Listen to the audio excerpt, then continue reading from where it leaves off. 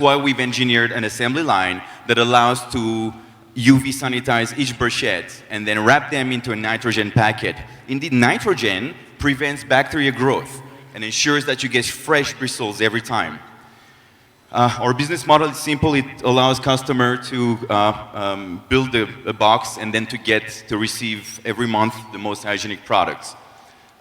Besides to be fully responsible for the environment, we've created Recyclet, which is a program that allows you to send your used brush heads back.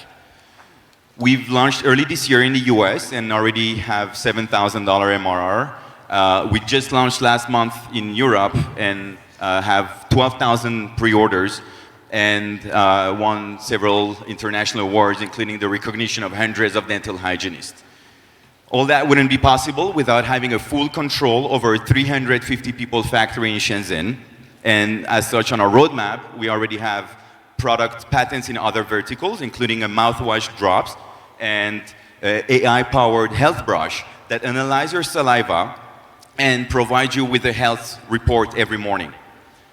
Our team is made of experts and dentists. Half of us have been working together in the industry for the past 5 years, and we made and sold over 8 million pieces of similar products. My name is Miran Papazian. I'm born and raised in Paris. I've founded a few tech companies across Europe before I moved to China, where I spent nearly 10 years. I learned how to speak and write fluently Chinese and worked over 600 different factories before setting up my own. LA then was home for the past 6 years, and we just moved to Armenia. Indeed, this country hosts the most amazing ecosystem. Super smart people, Ararat-sized big nose, gorilla-style hairy chest, and Kardashian-style body shape. I love it, thank you. And it's Sahakayan. And you were right on time. So let's go straight to the jury and see. We have time for about 2 or 3 questions, so let's start right there.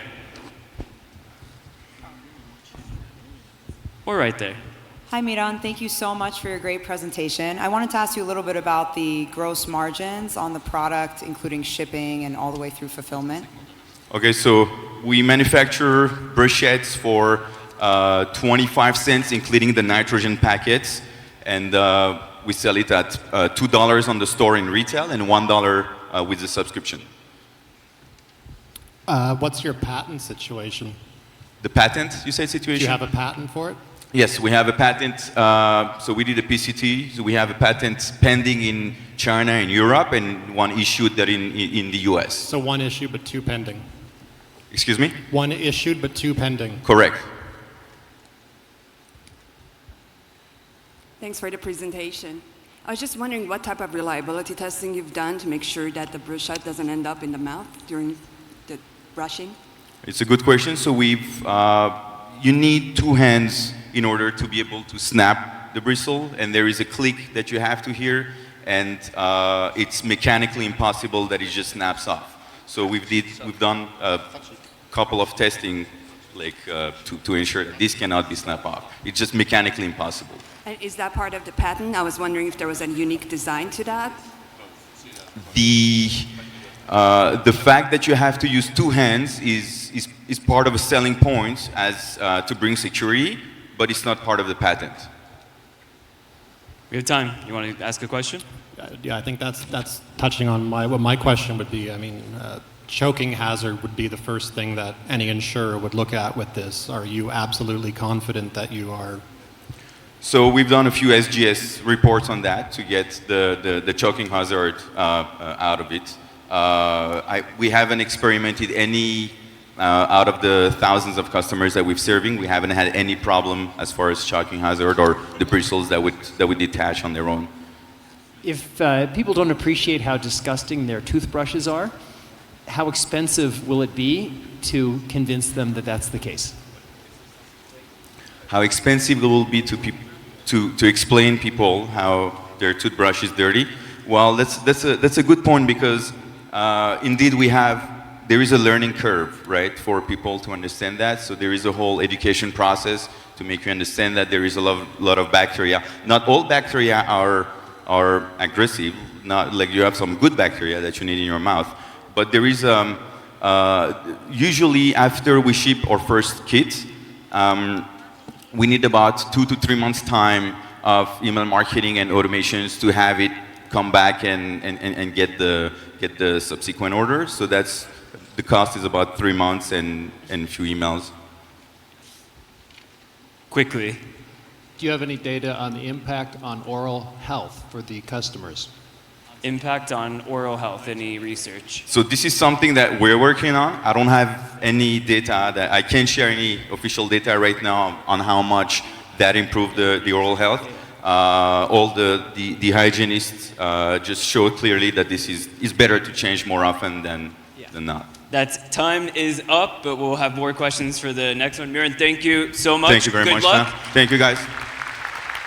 Just a reminder, $25,000 the top winner, and in addition, there will be a second place winner who will receive $10,000, but $100,000 total for all the winners. Let's bring up the next contestant.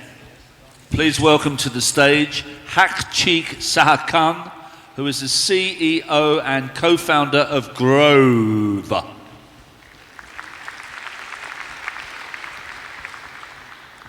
Hello everyone, we are Grove. The data is exploding and processors cannot keep up with this trend. That's why enterprises started to look to new ways to compute.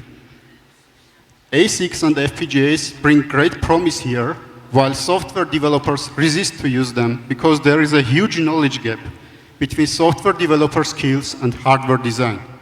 Here is where Grove comes in with hardware acceleration platform that makes FPGAs effortlessly useful for big data developers for the first time. Our solution consists of two parts. The first part of the solution is hardware acceleration computing cores that compute big data workloads 30x faster compared to modern processors. The second part of the solution is a software library that's used by software developers to integrate with vertical applications and get the acceleration gains. The solution is running on the clouds, or it can run on premises. Enterprise security, financial, e-commerce companies can use our solution and get 20x acceleration gains and bring infrastructure near real time in a minute. These three industries, just these three industries together represent 4 billion hardware acceleration market, and it is growing 45% year over year. During the last 4 months, we talked more than 70 customers. You can see pretty big names in our sales pipeline. We are also selling through partnerships and channels, including industry leaders such as Xilinx, Intel, and AWS. Competitors are two types here.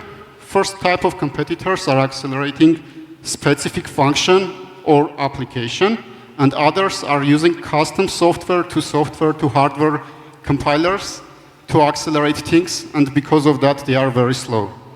Grove is the only solution in the market that brings platform approach, still giving developers the maximum possible acceleration gains from the hardware.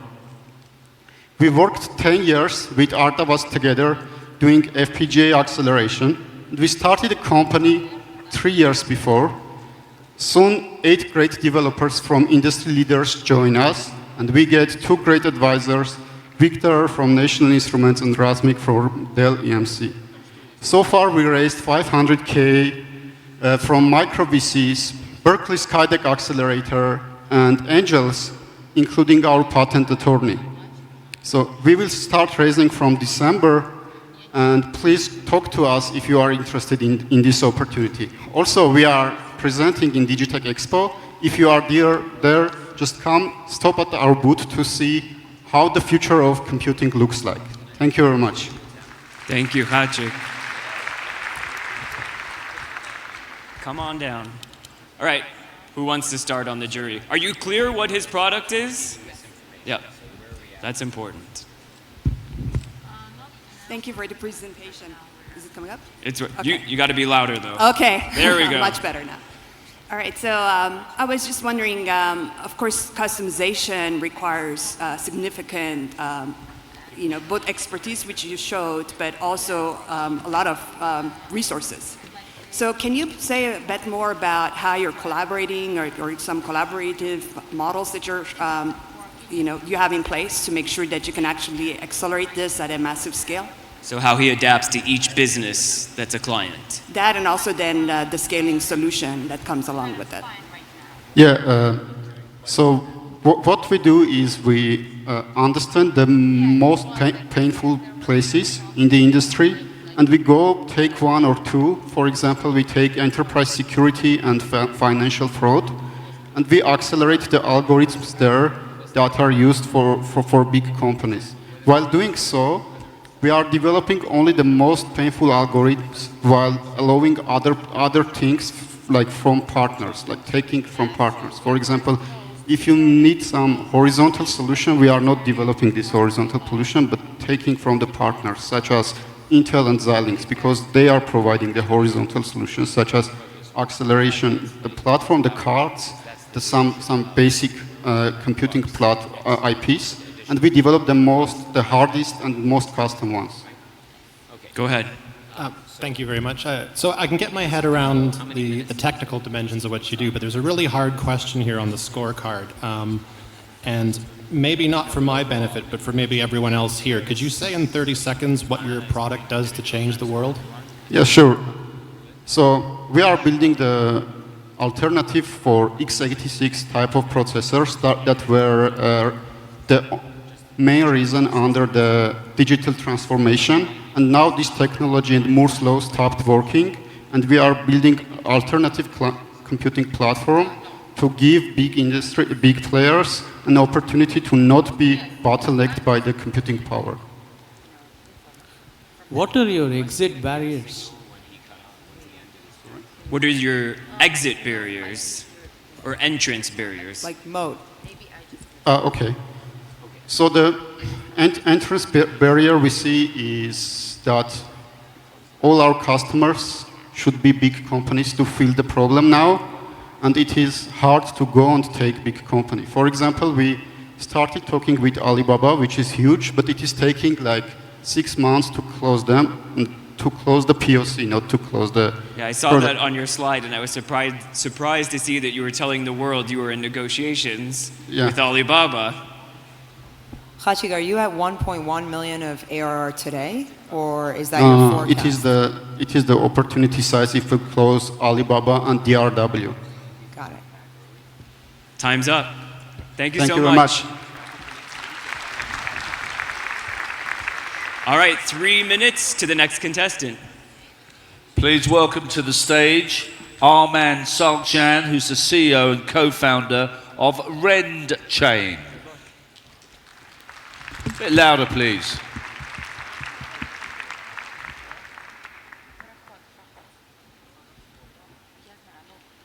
We lose $1 billion worth of computing each day. RendChain is designed to take advantage of this golden opportunity and disrupt the computing market. With the help of our hardware suppliers, we have designed a technology that helps animation studios decrease their earnings and increase their that helps animation studios to supply the hardware and take advantage of our software. So how we do that? We take a data and divide it into thousands of pieces. Then we send each piece to a computer all over the world. And when all the pieces are ready and produced, we send them back to our system, and our system ideally combines them into an image. Then we send the video back to our customer. Without RendChain, even huge animation studios have to wait for hours and years for a single frame of animation to get processed. With RendChain, we can produce terabytes of data in seconds, and the only limit is your internet speed. Besides, we use deep learning algorithms to find out the size, shape, and color of the product or animation character that suits the best to the audience and target. There is $840 billion worth of cloud computing market, and there is no solution that can compete with it. We entered the market offering 6 times less cost to our customers and 10 times more revenue to our hardware suppliers. With this, we have hardware suppliers in 3 continents, and we charge from each of them 20% of their generated revenue. We are a team of 3 co-founders.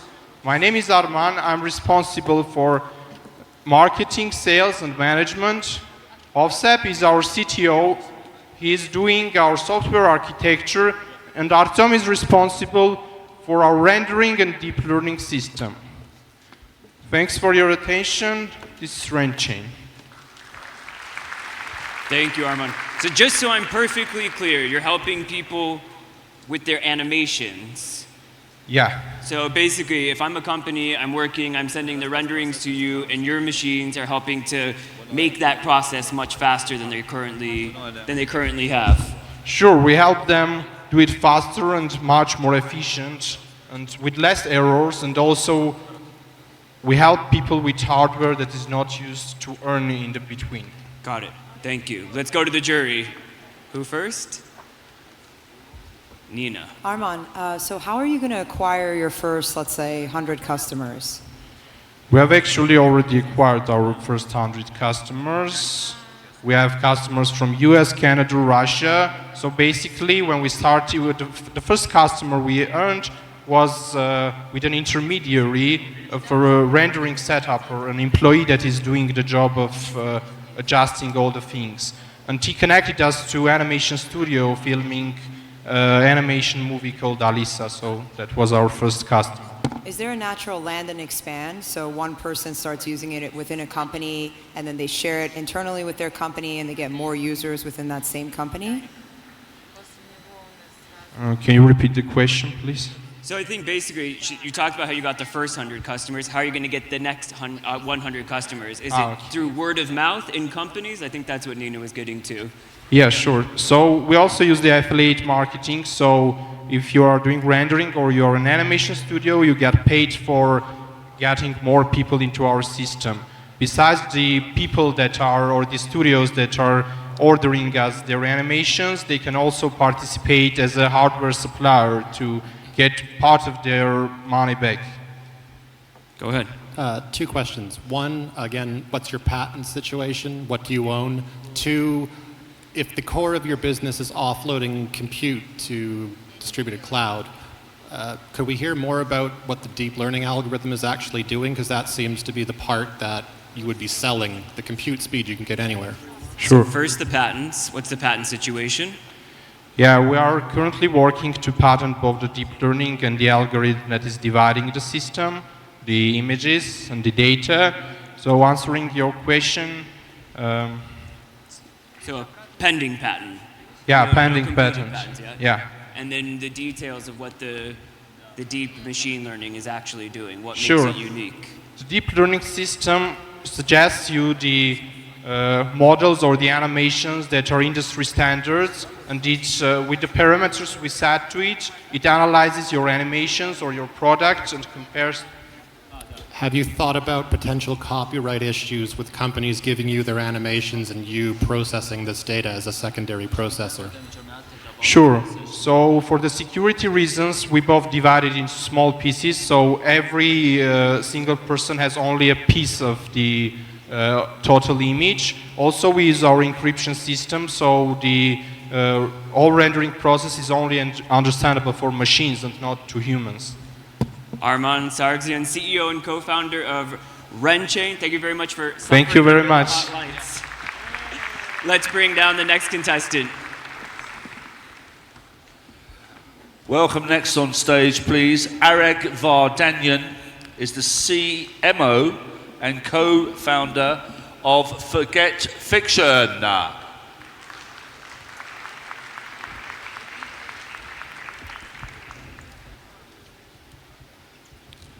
The ending of Game of Thrones sucked. And that is not just my opinion. The internet hated it too. Even the Mother of Dragons did. But did you know that there were hundreds of other versions created in collaboration of thousands of people that that according to fans were significantly better than what we saw. Hi, it is my pleasure to present you Forge Fiction. The example I just brought is one of many that shows us the true talent and potential of communities. And our mission is to combine that creativity and talent and direct it towards creating new and original content. Let's take a look at how Forge Fiction works. First, anyone, or maybe a celebrity like Kim Kardashian, can start a book on the platform. After that, everyone can write and submit their versions of the first chapter, and our community votes to pick the best one. The chapter that had the most votes becomes a part of the final story, and then the second chapter is written the same way, based on the previously accepted one.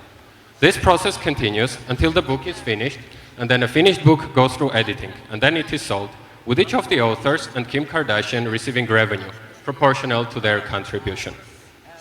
We also give our users unique tools that will help them in writing and allow to create complete fictional worlds like Marvel Cinematic Universe, but based on original content. Our revenue model is taking a 30% commission fee from all sales, which is not just limited to books, but also includes comic books and movie story rights. In fact, we had meetings with people affiliated with Disney and Netflix, and we know that there is a huge opportunity for us to collaborate with the media industry. With the inclusion of movie story rights, our total annual market is $27 billion. To reach our target market, we are partnering with YouTube influencers, who start stories on the platform and encourage their fans to co-write a book together. Once these books are completed, they are also going to sell them. 1 year ago, Forge Fiction was just an idea that no one believed in. But now, I'm proud to say that using this model of partnership, we have more than 200 weekly active users, and we had a 30% growth this month, all without spending anything on marketing. Soon, we are going to publish and distribute our biggest community book, which has more than 400 pages and has been created by more than 30 people. And just recently, we closed our pre-seed round, which will help us to accelerate our growth. Our key to success is our founding team of 4 close friends specialized in marketing, business, and software development. All of us are passionate about quality fiction, which helps us to understand deeply all the needs and the great potential of our users. So for all of us fiction fans, forgefiction.com is live, and you can now go to our website and contribute to the creation of the next bestseller. I'm Marek. This is Forge Fiction. Thank you for your attention. Thank you, Areg. So it's kind of like a Wikipedia of books. I would say it's a GitHub of books, Okay. but yeah. All right, let's go to the jury. Yeah, it's a great presentation. So I think I'm the only novelist among the judges. So I'd like to ask the philosophical question, what do you think is the essential difference between stories written by storytellers where there's one author and crowdsourced stories? Oh, there are a lot of differences I see. I would like to answer that question regarding more fictional literature because there is a lot of difference. Regarding fictional literature, for the interest for media industries would be that it's already market validated. It has a lot of people that had worked behind it to create it. And also it will be a compilation of many ideas. And we believe, and we see the proof, that creativity of many people can help in writing the books. And also we provide opportunity to people who cannot write the book alone to work together and use the power of communities to become writers. I can barely get my fiance and I out of the house at the same time, so I don't know how you get all those people to work together. So yeah, that's kind of the heart of my question. So what you're relying on is network effects. You need someone to generate an idea. Where does the idea generation come from? Who starts? Because what I envision happening would be a lot of half-finished books where people engage but then tail off because of creative differences. If you've ever worked with artistic people, they can go there. So how do you plan to catalyze network effects to keep people engaging to finish these things and not just write their own books themselves? Because I imagine the stress of this, working with people, could just be channeled into writing your own novella. Yeah, who's the leader? That's a great question, and that's actually the main reason why our go-to-market strategy is influencer marketing, because all their fans are very eager to co-author a book with him. That's why they're really engaged to get it done and to make it finished. So there is a book which is created by the person they love, and their name is somewhere there as a co-author. So if Richard Quest wants to write a book, he goes to his fandom, all of his CNN fans, and those are the people that you believe are going to be the most likely to help him complete the work. Yes, it's up to the influencer to choose where his community is. Back to the jury. So when I when I heard the description at first I was excited and I thought there have been so many cases when I wished a novel or movie had ended differently, and I thought maybe it'll really jazz it up. But then I thought, my second thought was, on the other hand, what if by getting all these participants and you just average together their ideas, you get this bland, middle of the road, cookie cutter outcome? Yeah, I love hearing the voice in a novel, and I feel like it's different in every book that I read. So how do you get that voice? Actually, what you described in the beginning was the inspiration behind Forge Fiction. We also didn't like how some of our favorite stories were ending. But the story will be fixed through editing, and also we are going to market it as a community-written book. So people will know that it's written by multiple authors. And, but actually, we have proved that people are now working together and fixing each other's stories, so that voice will have some voice in it. Speaking of stories ending, this is where your presentation ends, but I hope things keep on going for you. Thank you very much. Thank you everyone. Thank you. Please welcome, we've now got a double act for you. It's Nicholas Williams and Roman Zakian, the two co-founders of GBCert.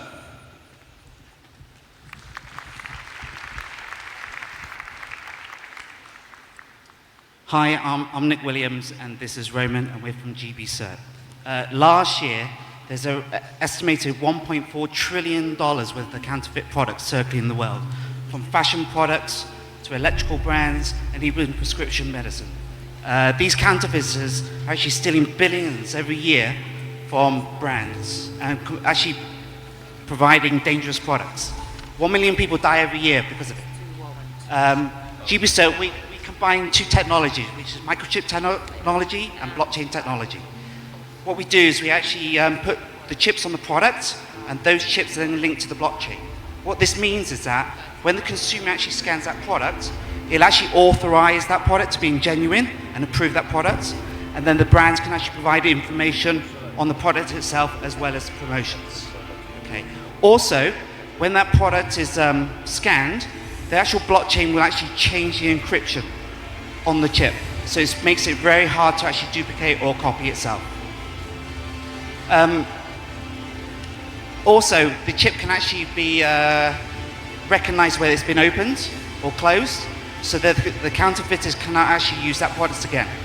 What this means is we can reduce all that money that counterfeiters earn. All that money will go back to the brands and provide millions of jobs.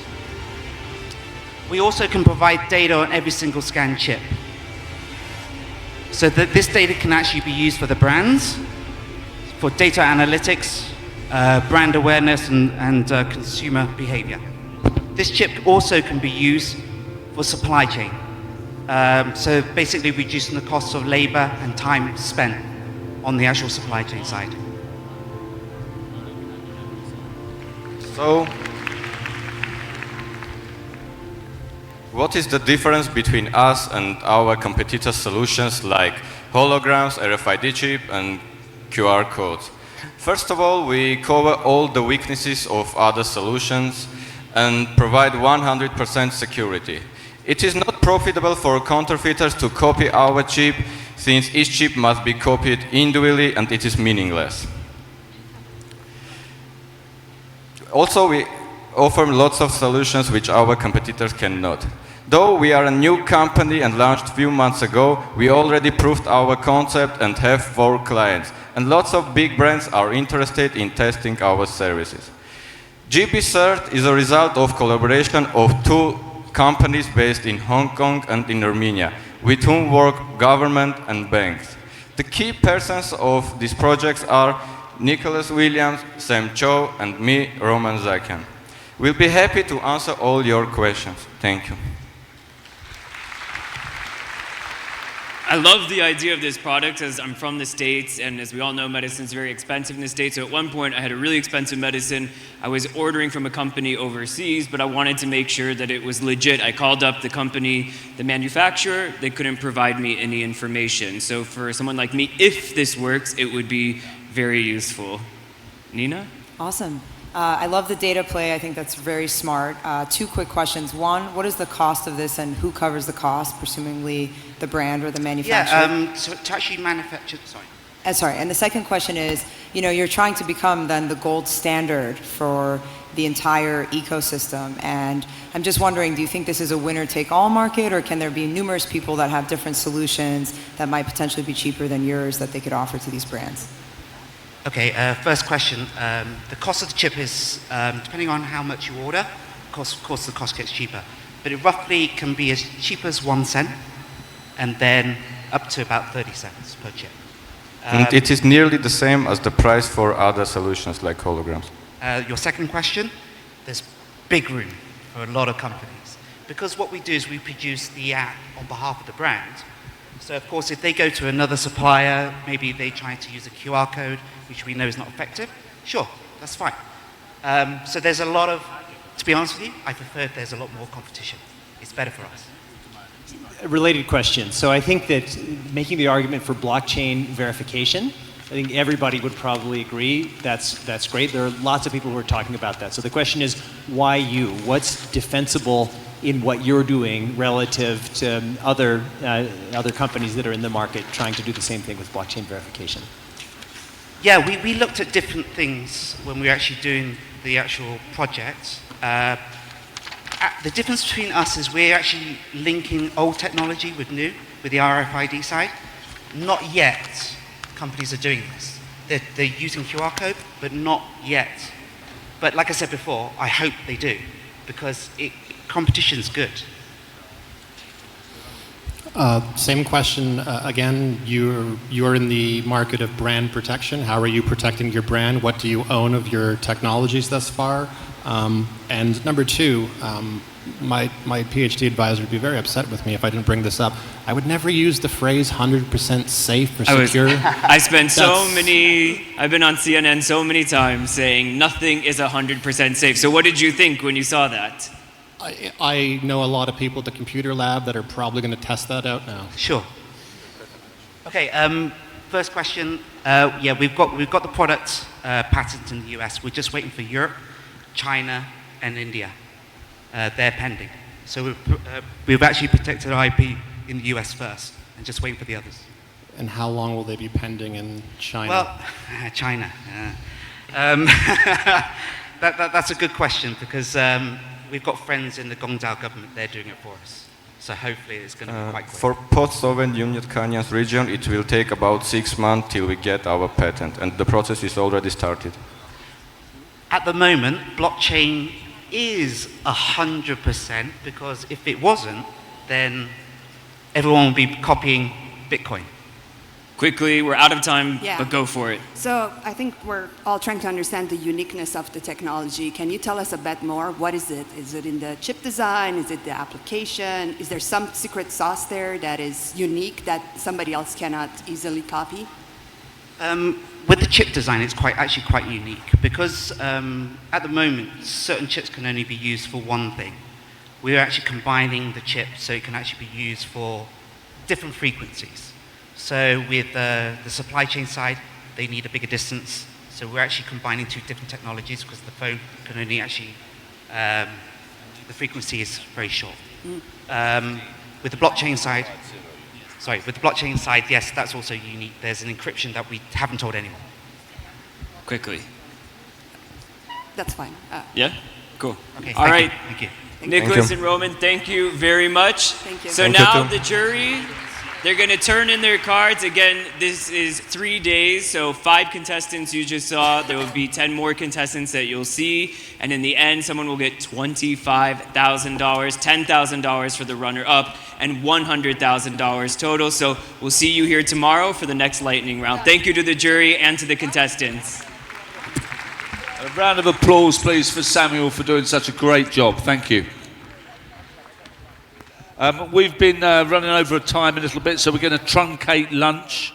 We're going to have a bit of food, and we'll be back here at 10 to 2, where Richard Quest from CNN, who you saw earlier, will be having a conversation with Garrick Israelian, an astrophysicist and the founder of the Starmus Festival in Norway. Enjoy your food, and thank you very much.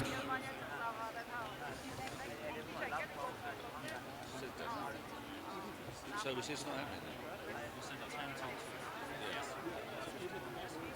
So this isn't happening? No, but this one's not happening. That one's not happening. Yeah, but Garrick's is second. So that's what I mean.